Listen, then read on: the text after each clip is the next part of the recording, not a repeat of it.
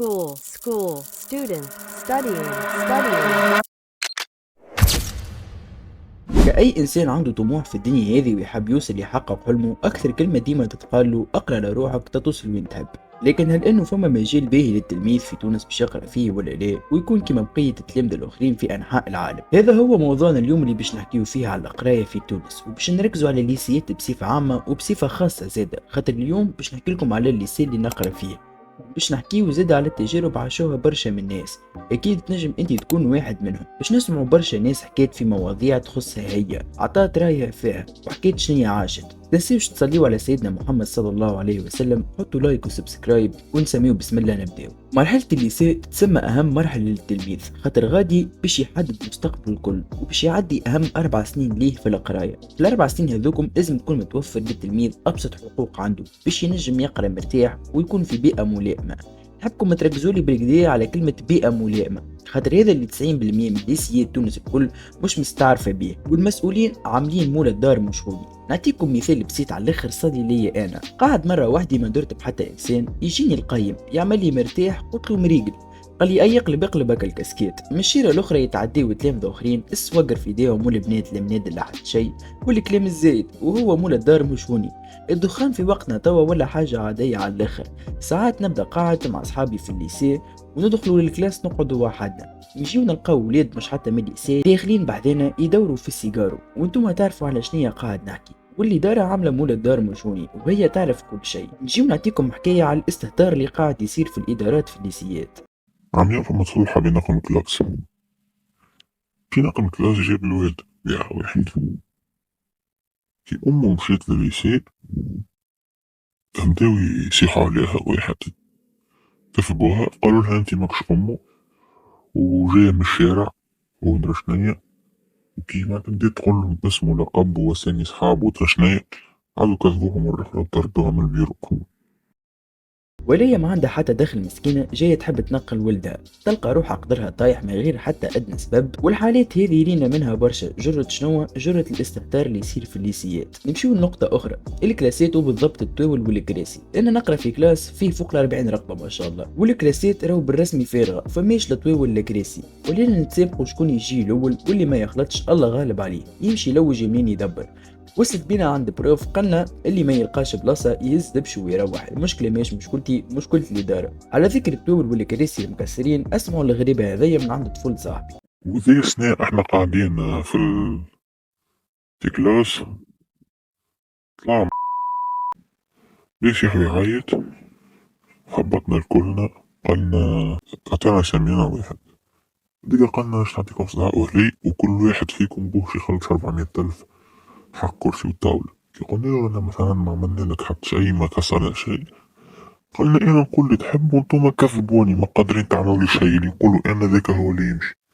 معناتها هو حب يكذب يقول احنا كسرنا طويل واحد واحنا ما عملنا شيء. جيو الموضوع البيئة، سيها التلميذ لازموش يغيب ويقرا العروض، اما زادا كان صادفت وصارت اعطيه بلاش تطيح قدر له سبان وتمشي فيه، خاطر تعرفوا ما عنده ما يعملك. كي تجيب البارون يبداو هكا بيك، وفي الحالات الكل باش تخرج انت غالط. نمشيو نحكيو شويه على البروفيت، برشا وجه راهو صاير بالرسمي، برشا وجه. توا طفل مثال صاحبي ما لقاش بلاصه، قالت له البروفا برا امشي جيب كرسي، جاب الكرسي قيدته ابسون.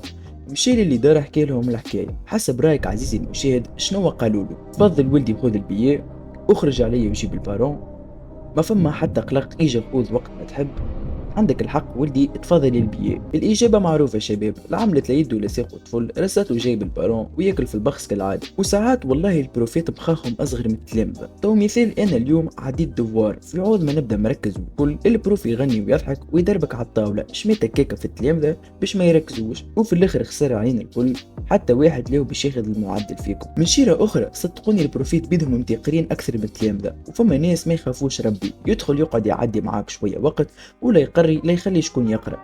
نعطيكم مثال بسيط على اللي قاعدين نعيشوا فيه توا. وممكن وين نحكيو على مثلا اللي تجي وما تقريكش، ما تقراش عندك توت انك في الكلاس تعطيكش حقك وتقري كتير بالسيف، وحتى كي تقري تود تاخد فلوس وما تقرينيش في اليوتيوب، وتزيد من حصص من مخها وما تخلصهاش تدوبلك، واي حاجة بتعمل عليك مزية لازم تعطي عليها فلوس. اللي فما برشا عبيد من الاول مدوبلين، من بعد كي مشاو دفعوا له فلوس نجحوا. برشا فازيت برشا فازيت. كان يخدم في الليسي تعطيك أظن بير لا ينجحك برشا فازات عندنا في الليسي الدور الحديد كل شيء.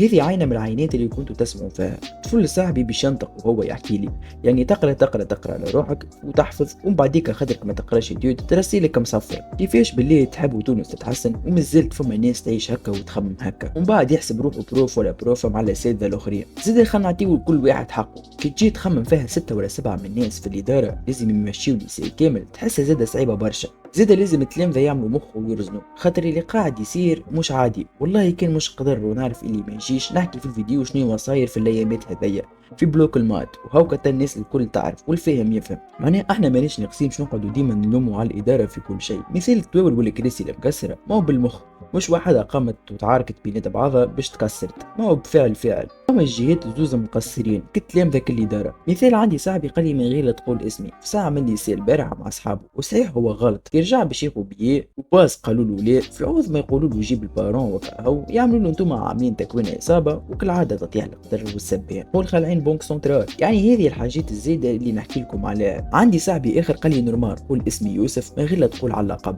حاب يوصل ميساج اسمعوا. باهي ما نكونش انا الطرف المظلوم، انا طرف الظالم من اول الحقيقة اللي انا خرجت اكسكلو ومشيت له وزيت بطاقة الاقصاء ورجعتها معناها زيت بطاقة الاقصاء وعطيتها للبروفا. قالت انا البروفا تو شيف دو كلاس تهزها مريقل نقرا في ساعتين اونجلي. مشيت خويا انا كالناس الملاح مشيت للقهوة عملت شي قهوتين رجعت لها بعد ساعتين نقرا في ساعة مدنية. باهي واضح يا حبيبي ساعة المدنية نورمالمون نقراوها في البلوك المات. في بلوك المات خويا ما نلقاوش صالة وما نلقاوش اصلا البروفا طلعت هبطتنا لسالسيس هذا واربعة ولا خمسة. باهي وخمسة دخلت الكلاس ذكرت لي انا اكسكلو مشيتش انا خليت بياد اكسكلو مشيت بتاع البياد قول لي ليه ما نعطيكش تو ما عادش بك بعد يرجع لي الساعة الجاي حتى ارجع لي الساعة الجاي ها هو تسوقيت.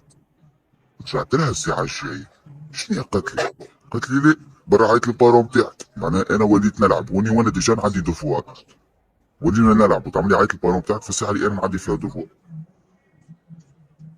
وقعدوا يبعثوا فيا كيف كل بوسطاجي من إدارة لإدارة من كلاس لكلاس من روجيستر لروجيستر والروجيستر ما فماش او ما يهمنيش او برا الليكس او برا الايجريك.